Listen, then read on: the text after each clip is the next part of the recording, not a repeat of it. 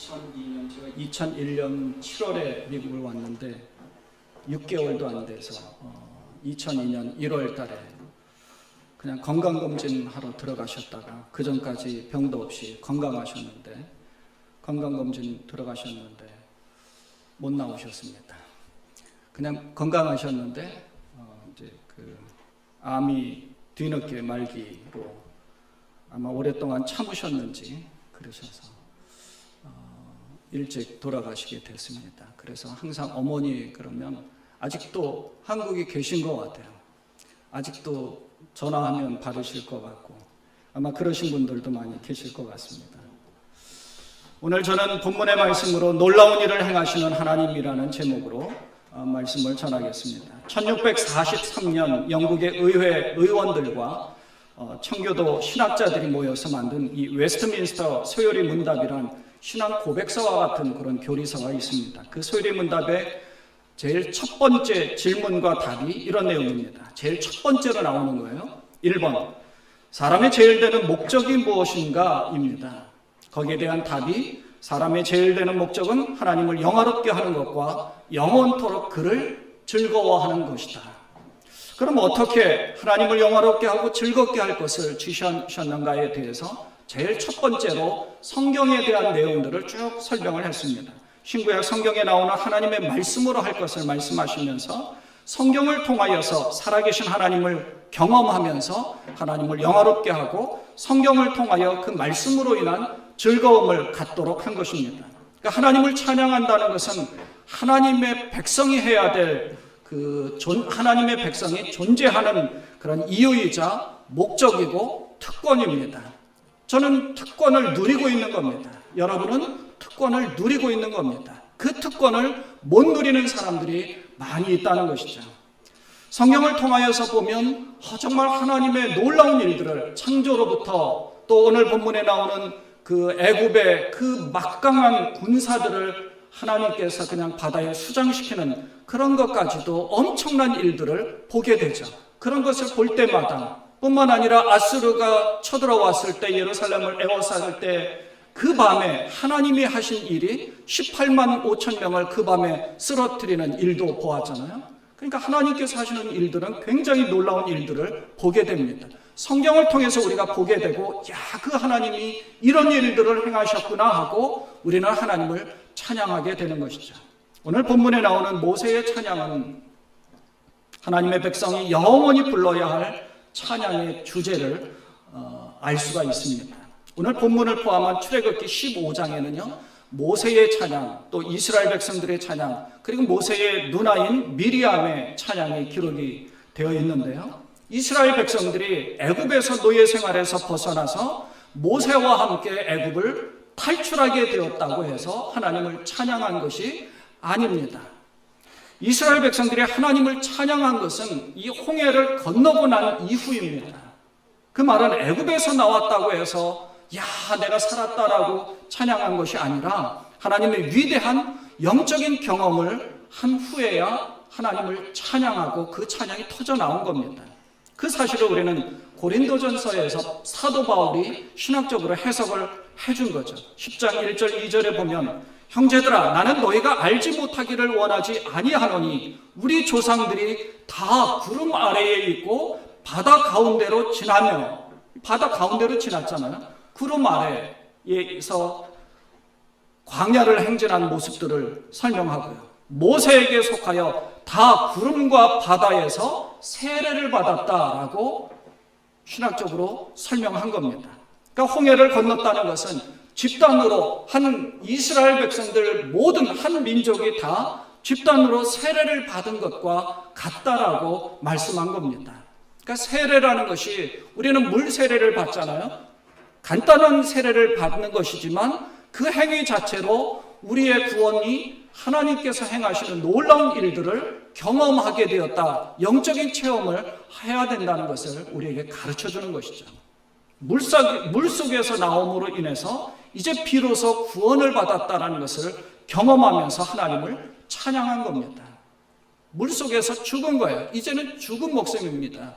애굽에 있을 때는 아예 죽지 않았어요. 애굽에 있을 때는 노예 생활을 했었던 겁니다. 애굽에서는 고통 가운데 있었어요.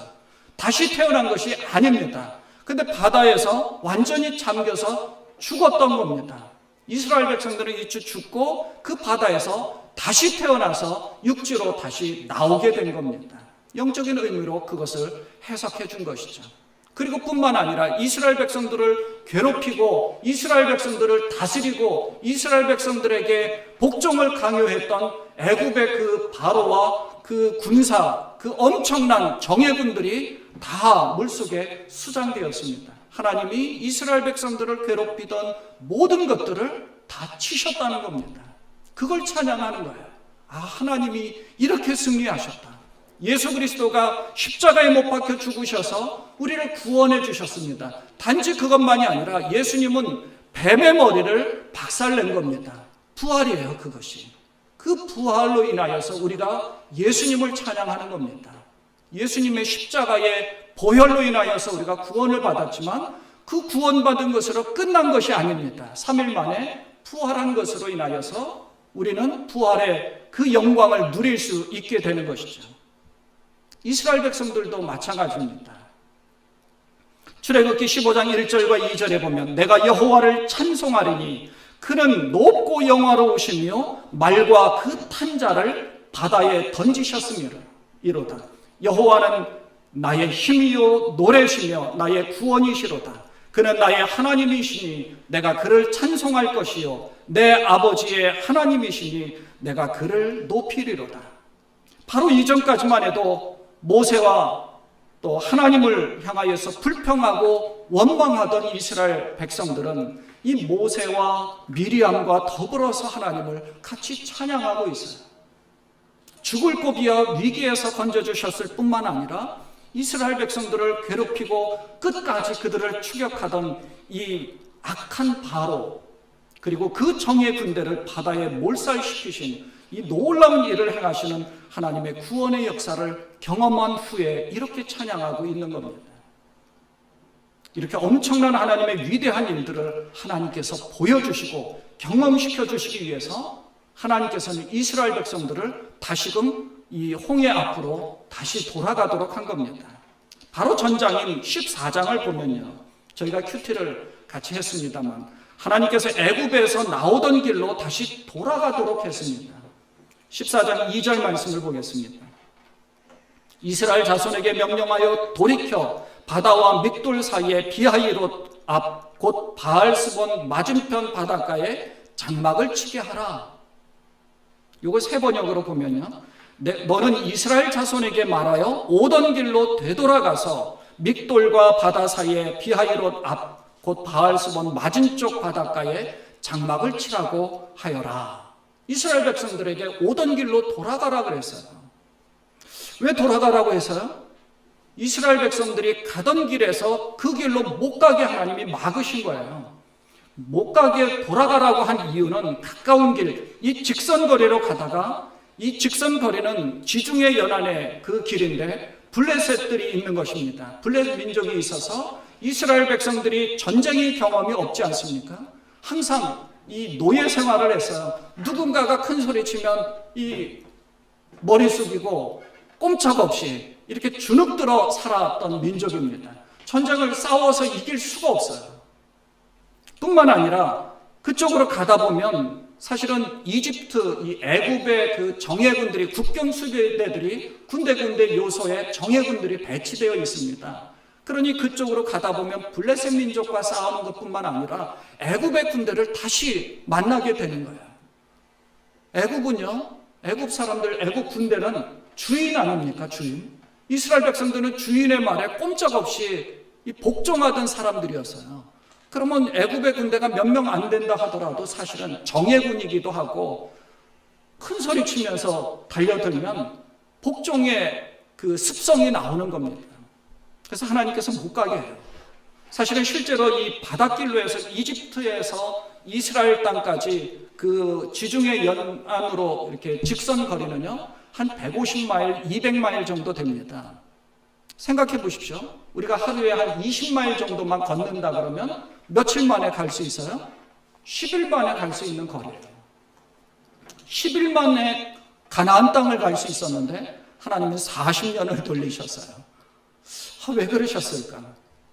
사실 하나님께서는 마음만 먹으면 이스라엘 민족을 가나안 땅까지 모든 적군들, 그 전에 아수르 민족도 사실은 나중에 보면 이 18만 5천 명을 완전히 몰살시키듯이 하나님이 그 권능으로 몰살시킬 수 없었을까요? 그럴 수 있었죠. 사실 애국도 군대를 이렇게 몰살시키지 않았습니까?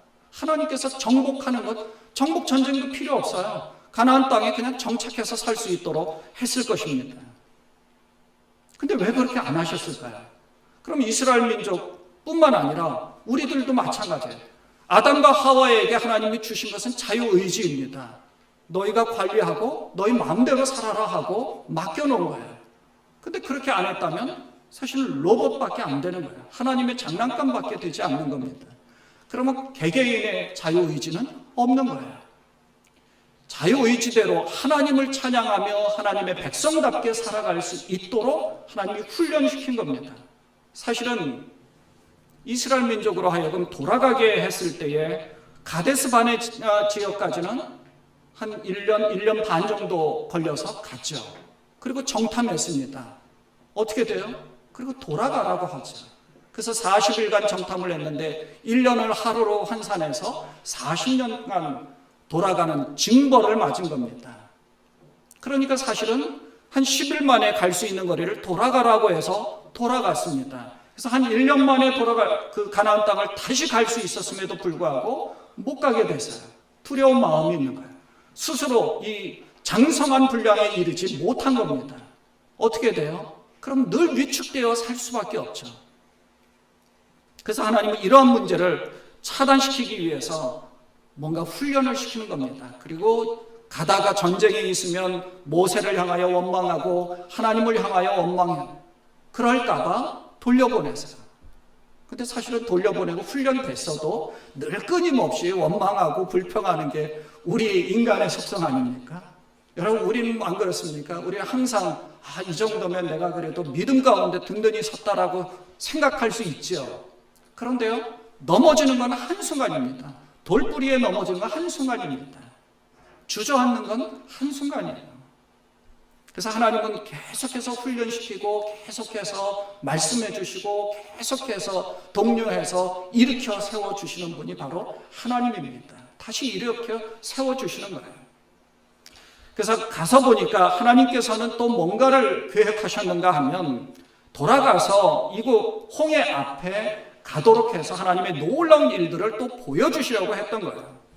홍해 앞에 진을 치고 있다 보니까 애굽의 바로가 잘됐다. 바다가 있고 이 광야 가운데 그들은 돌아올 수 없으니까 우리가 쫓아가면 다시 잡을 수 있겠지. 이렇게 생각을 했던 거예요. 그런 생각으로 이스라엘 백성들을 잡으려고 쫓아갑니다. 멀리서 이 애굽의 군대를 보게 돼요. 이스라엘 백성들을. 오늘 본문에 보니까 오늘 본문이 아니라 조금 전에 읽었던 이 14장 여기에 보면 이제 돌이켜 바다와 이곳에 장막을 쳤죠. 그리고 14장 10절 바로 뒤에 보면 바로 이어서 모세를 향하여 원망을 합니다. 바로가 가까이 올 때에 이스라엘 자손이 눈을 들어 본즉 애굽 사람들이 자기들 뒤에 이른지라 이스라엘 자손이 심히 두려워하여 여호와께 부르짖고, 여기 부르짖는다는 건 사실 기도한다는 것보다는 그냥 원망으로 막 하나님을 원망하는 거죠. 사실은 그들은 또 모세에게 이르되 애굽에 매장지가 없어서 당신이 우리를 이끌어내어 이 광야에서 죽게 하느냐? 어찌하여 당신이 우리를 애굽에서 이끌어내어 우리에게 이같이 하느냐? 원망하고 불평하는 겁니다. 눈을 들어 본즉 애굽 사람들이 보이는 거예요. 군대가 보이는 겁니다. 눈을 들어 본즉 앞에 홍해가 있습니다. 하나님께서 이스라엘 백성들을 광야 여정으로 끌고 가신 진정한 목적은 적어도 두 가지가 있습니다. 우리 인간적인 생각으로는 출애굽했으니까 바로 가나안 땅으로 조금 전에 말씀드린 것처럼 입성해서 살게 하면 그냥 잘 먹고 잘 살게 해줬으면, 자유 백성으로 잘 살게 했으면 좋을 거라고 생각을 하죠. 그것이 하나님께서 주신 축복이라고 생각을 합니다. 고난당하는 것, 그리고 여러 가지 어려움에 봉착하는 것은 하나님의 저주를 받는 것이라고 생각하는데 사실 그렇지 않습니다. 고된 훈련이 없으면 쉽게 무너지는 거예요. 영적인 경험이 없으면 쉽게 주저앉고 마는 것이 우리 영적인 세계입니다. 사사기를 보면요, 여러분 잘 아시는 대로 고통당할 때 하나님께서 구원자인 사사를 통해서 구원해 주셨습니다. 그래서 평안의 시대를 주면 그 시대에 꼭 하나님의 말씀을 불순종합니다. 하나님을 멀리하죠. 왜요? 하나님 없이도 살 수 있거든요. 하나님 없이도 내가 축복을 받거든요. 하나님 없이도 내가 잘 먹고 잘 살 수 있는 거예요. 영적인 세계는 눈에 보이지도 않습니다. 아예 생각도 안 하는 거예요. 한번 주저앉게 되면요, 눈에 보이는 것이 영적인 세계가 보이는 것이 아니라 현실의 세계를 보거든요. 그것이 바로 인간의 모습입니다. 하나님께서 구원해 주시고 잘 되게 해 주시면 하나님을 멀리하는 것이 바로 인간의 속성입니다. 그래서 우리가 정말 정신 차리지 않으면 금방 넘어질 수밖에 없어요. 그래서 뭔가 일이 잘 풀리고 또 평안할 때는 하나님을 향하여서 감사하고 찬양하는 겁니다. 하나님 감사합니다. 하나님 주님을 찬양합니다. 주님께서 보살펴 주셨습니다. 주님께서 하신 일입니다. 이걸 고백하는 거죠. 일이 잘 안 풀리고 고난 가운데 있다고 해서 불평하고 원망하는 것이 아니라 하나님께 기도하여 하나님의 도우심을 구해야 하는 겁니다. 조금 전에 말씀드린 것처럼 히스기야가 하나님께 간절하게 기도했을 때 그런 엄청난 놀라운 일들을 하나님이 행하신 거죠. 18만 5천 명이 그 자리에 여호와의 사자가 그들을 쳐서 쓰러뜨렸습니다. 보여주신 거예요. 매번 그런 일이 있으면 사실 이 세계가 어떻게 됐을까요? 세계는 벌써 멸망하고 말았을 겁니다. 세계는 벌써 사람들은 다 없어졌겠죠. 내가 조금만 마음에 안 들면 하나님 저 사람이 이렇습니다 하고 하나님 저 사람을 없애주십시오. 그러면 하나님은 알라딘의 마술 요술 램프처럼 짠 나타나서 저 사람을 다 혼내주고 그 사람을 거꾸로 드리고, 그럼 세상에 있는 모든 사람들은 다 거꾸로 질 수밖에 없어요. 정당하게 거룩하게 사는 사람이 얼마나 있겠습니까? 야고보 선지자가 이렇게 말씀합니다. 야고보서 5장 13절 말씀에 보면 너희 중에 고난당하는 자가 있느냐? 그는 기도할 것이요. 즐거워하는 자가 있느냐? 그는 찬송할지니라. 고난당할 때는 기도하는 겁니다. 하나님이 영적인 풍성한 은혜를 주시기 위한 계획이 또 있는 거예요. 기도하는 거죠. 하나님이 이스라엘 백성들을 광야에서 훈련시킨 목적이 있습니다. 첫째는 하나님 말씀에 순종하기 위한 훈련입니다. 하나님 말씀에 순종하기 위한 훈련. 신명기서 8장 3절 말씀에 보면 너를 낮추시며 너를 줄이게 하시며 또 너도 알지 못하며 내 조상들도 알지 못하던 만나를 내게 먹이신 것은 사람이 떡으로만 사는 것이 아니요 여호와의 입에서 나오는 모든 말씀으로 사는 줄을 내가 알게 하려 하심이니라. 아브라함이 여호와의 말씀을 따라서 갈대아우로, 지금의 그 바벨론 지역, 이라크 지역, 이란 지역에서 하란 땅을 거쳐서 가나안 땅까지 왔어요. 분명히 여호와의 말씀을 따라갔습니다. 그 땅에 왔더니 먹을 것이 풍부했습니까? 전혀 그렇지 않아요. 그 땅에 기근이 있었어요. 그러면 하나님은 그때 만나를 딱 주셨으면 좋았는데 그렇게 안 주셨어요. 물론 아브라함은 그때 사실 인간적인 생각으로 애굽으로 내려갔다가 다시 애굽에서 하나님의 보호하심으로 하나님이 이끌어 주셔서 다시 가나안 땅으로 오게 하였죠. 오늘 여기서도 그 말씀을 하는 거예요. 너를 낮추시며 너를 줄이게 하시며 또 너도 알지 못하며 내 조상들도 알지 못하던 만나를 이스라엘 백성들에게 주신 겁니다. 사람이 떡으로만 사는 것이 아니요 여호와의 입에서 나오는 모든 말씀으로 사는 줄을 내가 알게 하려 하심입니다.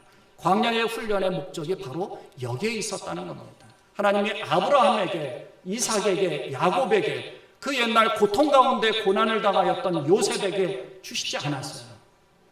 이스라엘 백성들에게는 훈련을 시키기 위한 하나님의 특별한 목적이 있었던 겁니다. 두 번째, 하나님을 바라보게 하는 훈련입니다. 출애굽기 14장 13절과 14절에 보면 조금 전에 말씀드린 것처럼 모세가 백성에게, 이스라엘 백성들이 그 뒤쫓아오는 애굽의 군사를 본즉 두려워했다 그랬잖아요. 모세가 백성에게 이르되 너희는 두려워하지 말고 가만히 서서 여호와께서 오늘 너희를 위하여 행하시는 후원을 보라.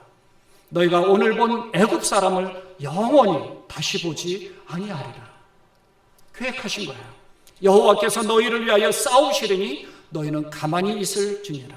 뭔가 행하는 것이 아니라 하나님의 행하실 일들을 바라보라는 거예요.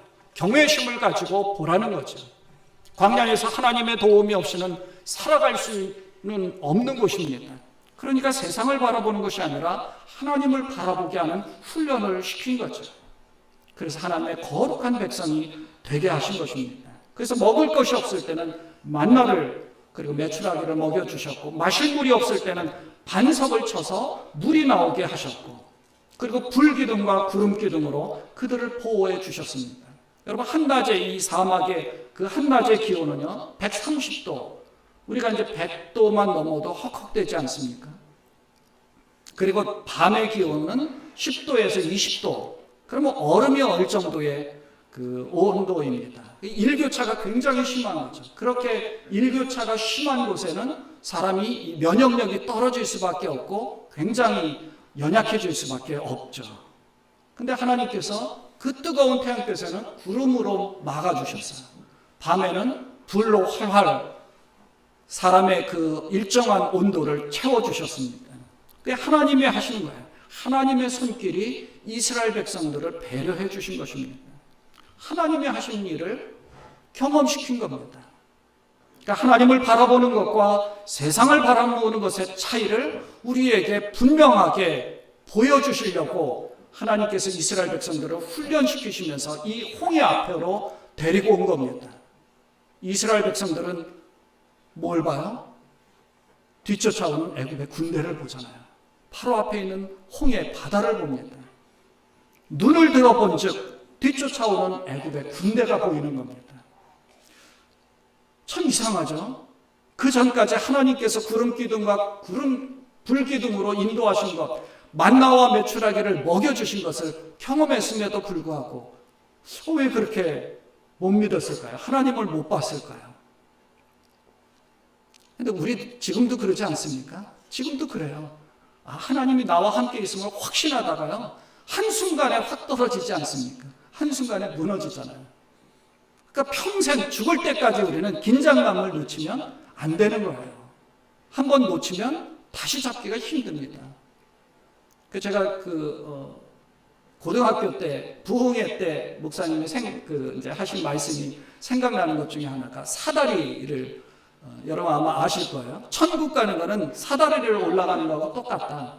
그래서 사다리 한 칸 한 칸 매 주일마다 이렇게 한 칸 한 칸 올라가는데 주일 한 번 빼먹으면 사다리 한 칸이 없어지는 거래요. 그럼 2칸 올라가야 되는데 주일 2번 빼먹고 한 달 빼먹으면 4칸이 비어진대요. 그러면 4칸 올라가는 게 얼마나 힘든지 아느냐? 그럼 올라가려고 그러다가 주저앉고 만다는, 그게 아직도 생각이 나요. 근데 정말 그런 것 같아요. 저는 그런 게 어디 있어 그렇게 하고 말았는데, 근데 정말 우리가 주일 한 번 빼먹으면 주일 빼먹는 게 쉽습니다. 요즘은 또 온라인으로 예배하니까 그냥 온라인으로 하면 되지 라고 생각하게 되죠. 전에도 말씀드렸지만 우리 목사님들도 그러시더라고요. 전에 자기들도 이제 어디 갔다가 와서 2주간 격리하는데 첫 주에는 집에서 이제 예배를 해야 되잖아요. 그래서 양복 입고 딱 앉았는데 그 다음 주에는 양복이 아니라 그냥 평범한 일상복을 입고 앉아 있더라는 거예요. 자기도 모르게. 장로님들도 어쩌다 이렇게 보니까 저희 교회 장로님은 아니에요. 다른 교회 장로님 얘기가 추리닝이 입고 예배를 드렸다고 그러시더라고요. 그나마 예배를 드렸으면 괜찮아요. 근데 예배 안 드리는 경우가 사실 허다하죠. 그냥 나중에 하면 되지. 그래서 주일 예배가 아니라 주중에 그냥 한번 보는 거, 시청하는 것으로 끝나는 경우가 있더라고요.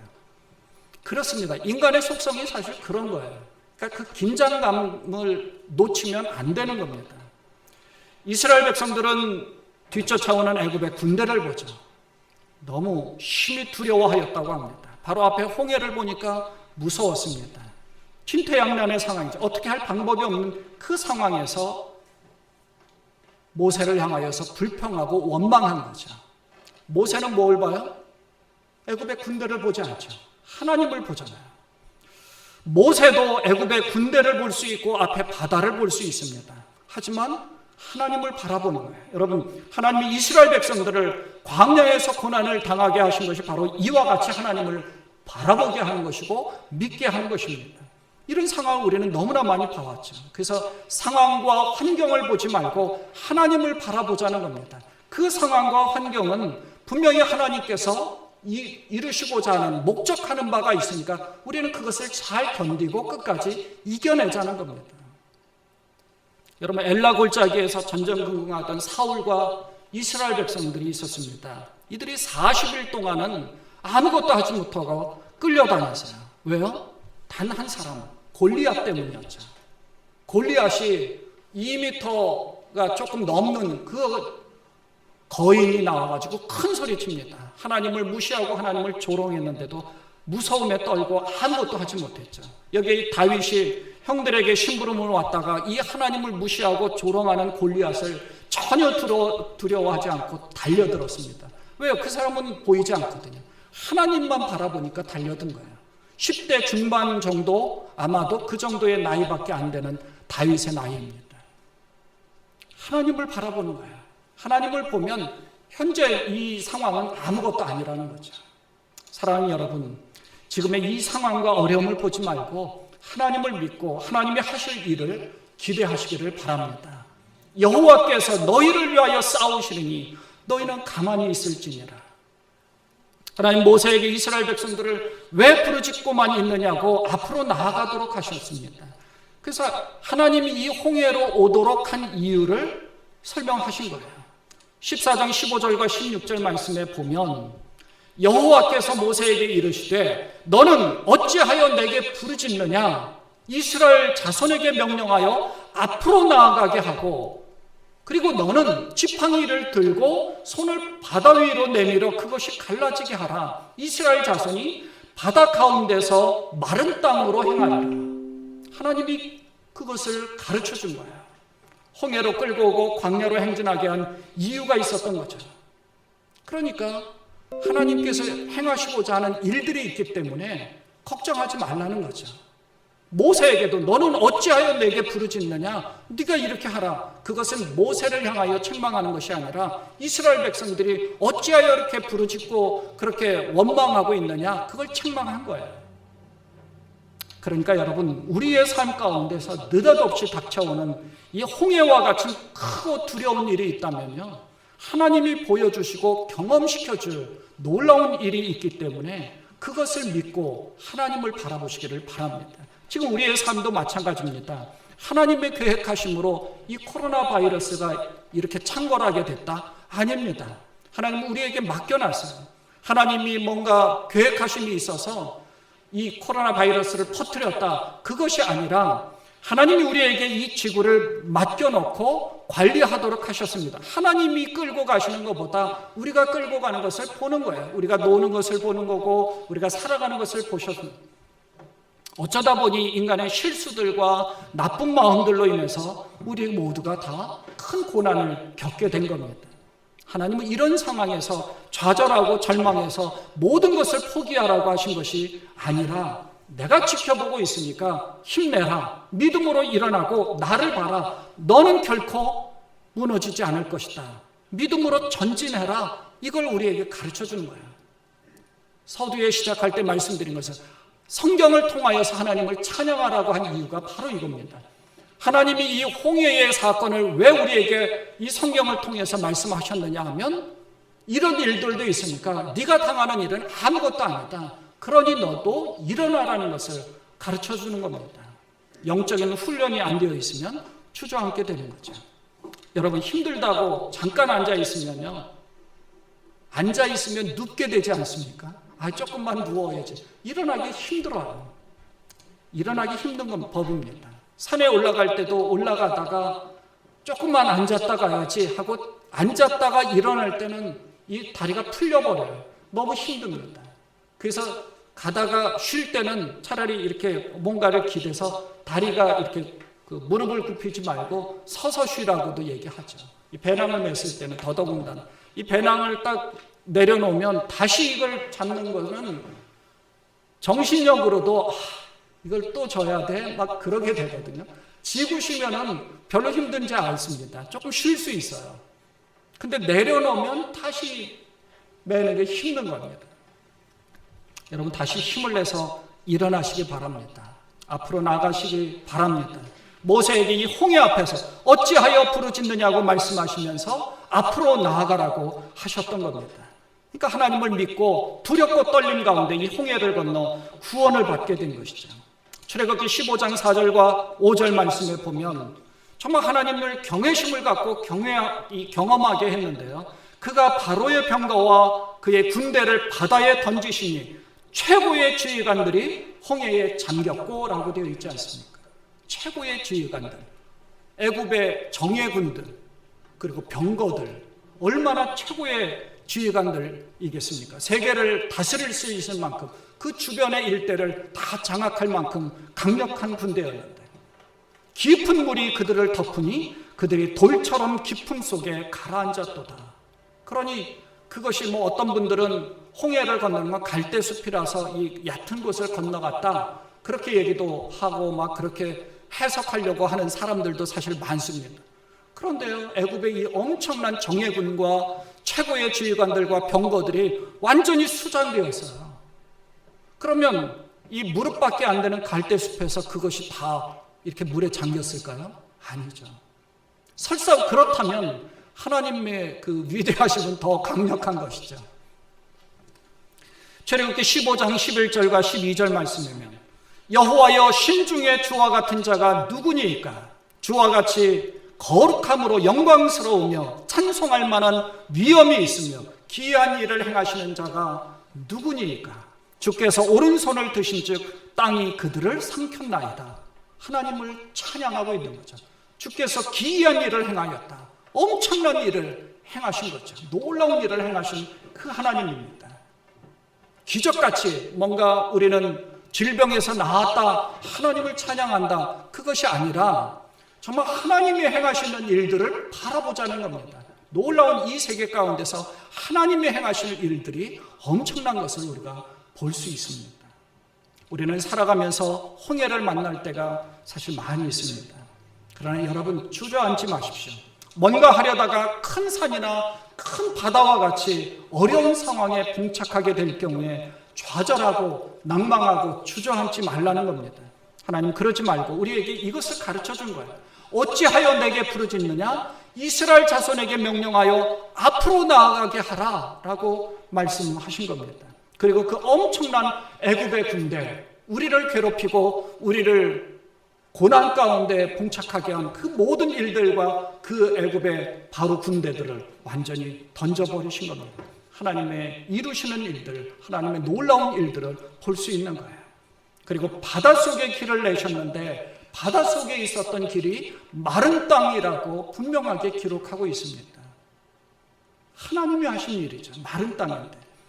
그래서 우리는 이렇게 고백하는 거예요. 여호와여 신중에 주와 같은 자가 누구니까? 주와 같이 거룩함으로 영광스러우며 찬송할 만한 위엄이 있으며 기이한 일을 행하는 자가 누구니까? 주께서 오른손을 드신 즉 땅이 그들을 삼켰나이다. 주의 권능의 오른손이 여러분과 함께 하십니다. 사랑하는 여러분, 우리에게는 즐거운 날도 있고 힘겨운 날도 있습니다. 일이 잘 풀릴 때도 있고요, 잘 안 풀릴 때도 있습니다. 열에 7, 8은 안 풀릴 겁니다. 안 돼도 이렇게 안 될 수가 있나 하는 때도 있습니다. 그러나 하나님은 생각지 못한 때에 생각지 못한 방법으로 놀라운 일을 행해 주십니다. 그래서 우리는 여호와여 신중에 주와 같은 자가 누구니까 하는 그런 고백이 절로 나오지 않을 수가 없습니다. 로마서 4장 18절에 아브라함에 대해서 말하면서 이렇게 얘기했습니다. 아브라함이 바랄 수 없는 중에 바라고 믿었더니 라고 기록하고 있어요. 바랄 수 없는 중에 바라고 믿었더니 하나님께서 놀라운 일을 행해 주셨다는 겁니다. 이 어려운 시기에 다시 한번 우리의 삶에 직접적으로 개입해 주시는 그 놀라운 일을 행해 주시는 그 하나님을 믿고 찬양하며 감사함으로 인내하시는, 끝까지 1번, 2번, 10번, 20번 참고 인내하고 그리고 기다리며 하나님의 하실 일을 가만히 바라보시는 그런 여러분 되시기를 주님의 이름으로 축원을 드립니다.